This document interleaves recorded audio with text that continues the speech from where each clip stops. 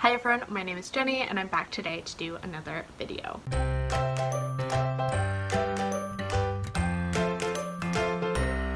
Today I'm going to be doing my review and discussion video for my October pick for my African Women Writers Project, which was Out of Darkness, Shining Light by Bettina Gappa. If you are unfamiliar with this project, I will have a link up to my announcement video wherein I talk about the project as a whole, as well as my September pick for my African Women Writers Project, which was She Would Be King by Way to More. Additionally, if you are following along with this project, I just wanted to remind everyone that my pick for November will be The Old Trip by Nimole Serpell. Okay, sorry if the angle has changed slightly. There were some technical difficulties. We sorted through them now. Anyway, so on to a biography of Bettina Gappa. So Bettina Gappa was born in northern Zambia in 1971, but her family moved to Zimbabwe after Zimbabwe gained its independence in 1980. In Harare, the largest city in Zimbabwe, Gappa was one of the first black students to be educated at a primary school primarily for white students, and continued on her education in Zimbabwe through her undergraduate years. Gappa then moved to Europe, where she completed a PhD in Austria in international law, as well as earned a Master's of Law at the University of Cambridge. Gappa has previously published 2 short story collections, as well as a novel titled The Book of Memory, so Out of Darkness, Shining Light is her 4th work. This book was published by Scribner here in the United States in September of 2019 and is a literary historical fiction novel that follows the party that carried Dr. David Livingstone's body out of Africa over 1,000 miles in 1873. In this novel, we follow 2 of the members of the party, an enslaved cook named Halima and a freeman turned devout Christian, Jacob Wainwright. As the party makes its way to Zanzibar, we explore the motivations of different people on this expedition, as well as uncover and complicate the narrative surrounding the mission and colonialism at large. The novel is incredibly well researched. Gappa actually provides a bibliography at the end of the novel that is a couple pages long that shows the primary source material as well as the secondary sources that she used in writing this novel, and she worked on this novel for apparently over 20 years. So it's quite a long historical research project that is being undertaken in this novel, and definitely has a lot of really important themes that I'm about to talk about in this video. So with all of that, let's just jump into my guiding questions. So the first guiding question is, what are the overall themes of the novel? And in this work, I think Gappa is particularly exploring how human nature can be complicated and how our understandings of one another and of people in general can be complicated by our experiences, and also by learning more negative things about someone that we may previously think of very highly. Additionally, I think Gappa is really intriguingly exploring the ideas of freedom and what freedom means, particularly in the context of manumission as we understand it. Additionally, she's also talking on larger themes of love and relationships with one another, and then obviously colonialism. Moving on to question number 2, we have, how is colonialism discussed in the novel? What role does it have in the narrative?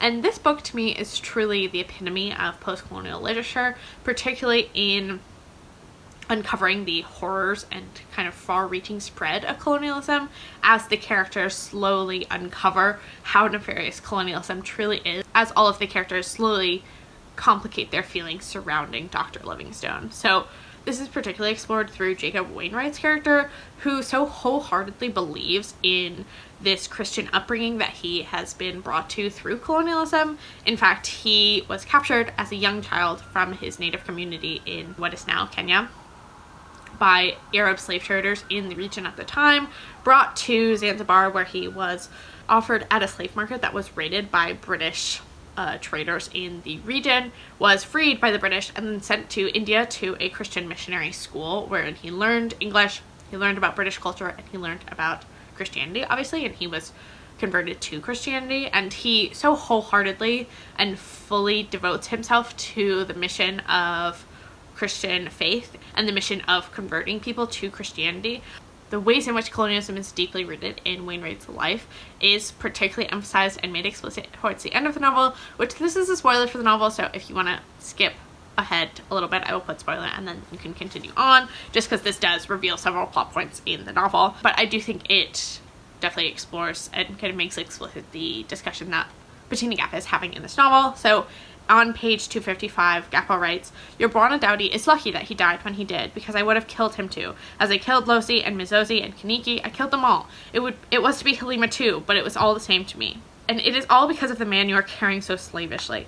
Who was he to come to my land, to bury his woman on my land? This Stanley, this Cameron, this Speke, this Grant, who are they? Who are any of them? Who are they that go so freely to any of our lands? This man Dillon raises his hand to me, and you all do nothing, nothing. He slaps me without consequence. He destroys my instrument, and you do nothing. I have told you again and again, but you will not listen to how the Portuguese drove my ancestors off their own land. They wasted my kingdom, stole my land, and now this Cameron goes inland. More of them will come, mark my words. This Nile source that he wanted to find, they all want to find it. They will find it and other river sources, and in the process they will see that there are other things to be taken, and they will want us to worship their gods like we have not our own. His one eye bulged so much that it seemed in danger of falling out. In a voice of great anguish he cried out, "Look at me, look at me, look at me. I have nothing, nothing. Blinded. And for what? For one string of beads? Blinded for taking a string of beads from a man who has not paid me for my labor." In the stunned silence that followed his words, he looked directly at me and said, "And you are the worst of all, Jacob Wainwright." My stomach lurched as I scrambled for the words to deny what I knew was coming. "You are the worst," he said, "for you have allowed them to enter your soul and hate yourself. You have discarded your gods for theirs. You loathe your own skin and your own kin. You want to dress like they do and speak like they do, but you will never be one of them." So yeah, I definitely think Bettina Gappa is having a hugely relevant discussion of colonialism and its nefarious effects in this novel. Question number 3 is, how are women featured in the narrative? Are they the main characters? Are they side characters? So I think in addition to really intricately discussing colonialism, Bettina Gappa is also uncovering the ways in which colonialism and slavery more broadly impacted women specifically. So this is primarily done through the enslaved woman Halima, whose perspective we get during the first part of the novel, as she is the one who actually suggests that they take this journey to bring Dr. David Livingstone's body. And the reason for that is primarily that Dr. Livingstone promised her manumission upon his death, and she wants to ensure that she actually is rightfully freed from slavery. So she suggests this to the men, but then even in her section says that the men take credit and decide that they are going to take Dr. Livingstone's body to Zanzibar. Additionally, there's also a lot of complicating the narrative surrounding Christianity and the ways in which Christian missionaries were not only kind of forcing Christianity onto indigenous groups,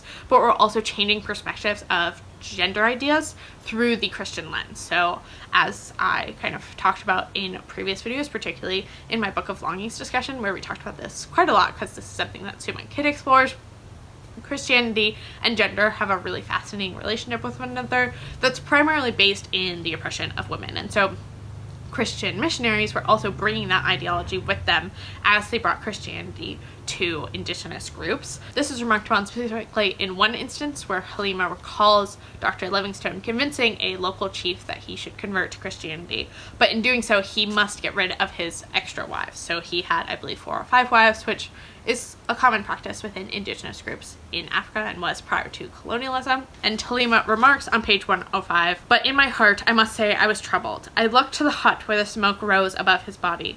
What manner of man was he? The men found it funny, this Seychelles business, but I thought of those poor women being told to go back simply because their husband had found a new god.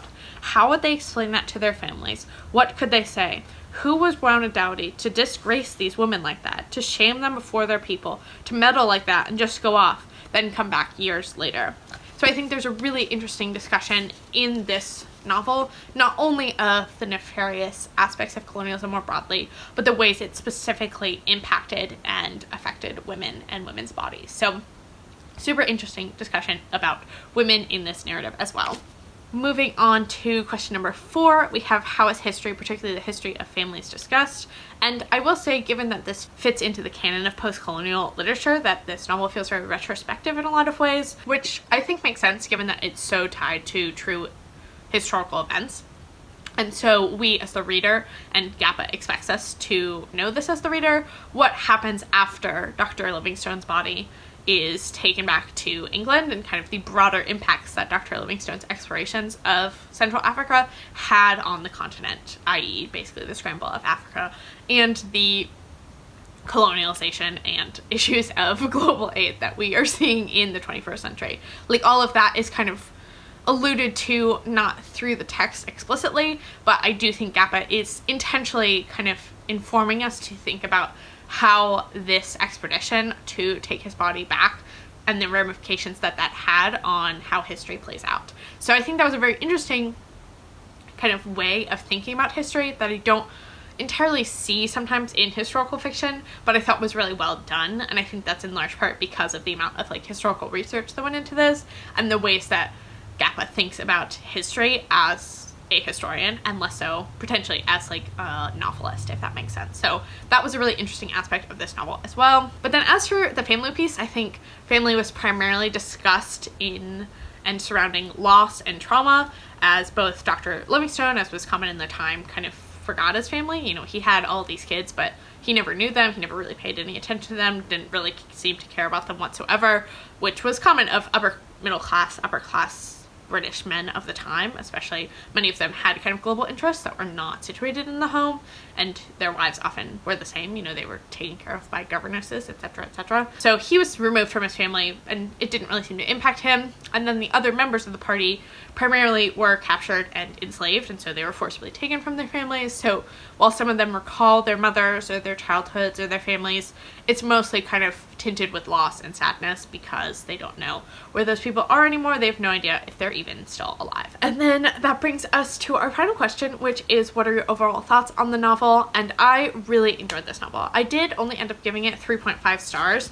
but I think it accomplishes what it intended to do so well. And I do think it was super thought-provoking, incredibly well researched, and overall just a really enjoyable, fascinating reading experience. I almost wish I had read this book in a classroom setting, in either a like college level English class or even a college level history class, because I think there's a lot to unpack here that would be best suited in kind of a seminar format or being forced to write about in a paper, instead of this kind of slightly more informal way of discussing and thinking about the topics of this book. But yeah, I really enjoyed it. The one thing that did, I think, bring my rating down a bit is that it just moved very slowly at times. And I think that was in part because obviously this journey took them, I believe, 9 months to complete. And so there's a lot of, you know, walking and getting somewhere and camping, etc. That, you know, even though the novel is less than 300 pages, that part of it just got a bit tedious and excessive.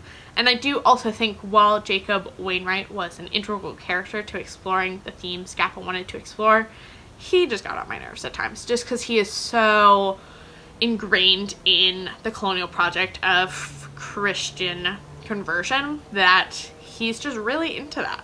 And sometimes it just got a little much sometimes. So yeah, those are kind of my very personal thoughts, are totally separate from my more kind of academic, theoretical thinking of this novel.